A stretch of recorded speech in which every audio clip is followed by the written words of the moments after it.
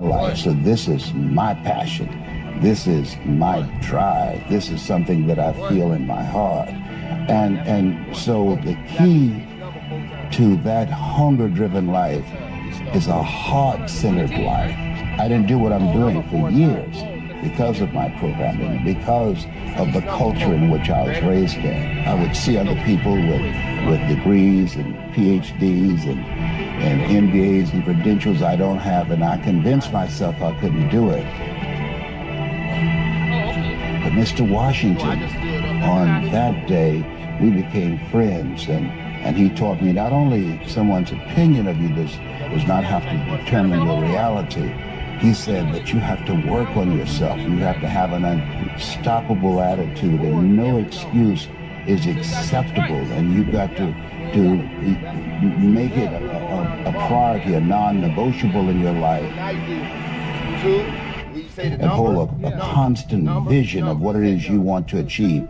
See it accomplished and go all out. Find a way to win in spite of the setbacks, in spite of the disappointments, in spite of your failures. I tell people when I'm giving presentations, you will fail your way to success. I have a saying, if life knocks you down, try and land on your back, because if you can look up, you can get up. Never let a situation or circumstance define your life, no matter what it may be. And understanding that you got something inside of you that's greater than that situation or the circumstance, but you have to constantly believe it, and not only believe it, you have to make decisions and choices every single day that put you a step forward toward what you believe your destiny is. 1, 2, 3, 4. In life, it's a lot of moments and it's a lot of people that change and impact your life, right? Like, I don't believe it's just one moment and you say, this one moment just changed my life. Even though that moment may have, but it's going to be another moment that's going to shape and change your life as well. Either somebody is in the midst of adversity, or just came out of adversity, or it won't be long before they head into adversity. So you need to be prepared either way. And so we all go through adversity, opposition. I think that's the thing that makes us all in common as people, right? No matter if you're from London, Atlanta, Florida, California, New York, like, we're all going to go through something at some point or phase in our life, right? And as cliche as it sounds, when the quote says, it's never about what happens to you, it's about how you respond to it.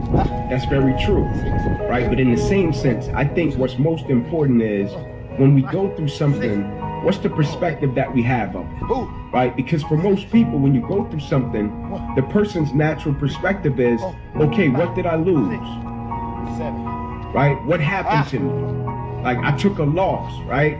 People never look at it and say, okay, man, tell me, what did you gain? Right? Even though I know it hurt, you didn't want to go through it. But look at it in a way to where you can say, what's the lesson in this? Right? What would you say life is trying to teach you from dealing with this?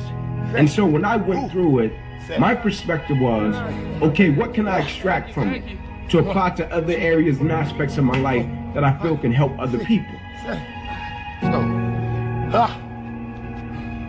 And I firmly believe the quicker you can shift your perspective from yourself to others when you're in the midst of adversity, the quicker you'll get through it, right? Martin Luther King has a quote that says, life's most persistent and urgent question is, what are you doing to help other people? Now, I'm not telling you to not acknowledge your pain. I'm not saying that. I'm not telling you not to say, man, I'm going through this and it's hard. I'm not saying that. I'm saying when you go through it, look at it, step back from the picture and say, okay, I'm dealing with this. 9 out of 10 times, it's somebody else that's either dealt with it or they're going to deal with something similar to this. And if I deal with it in the right way, I can use it to add value to lives of other people.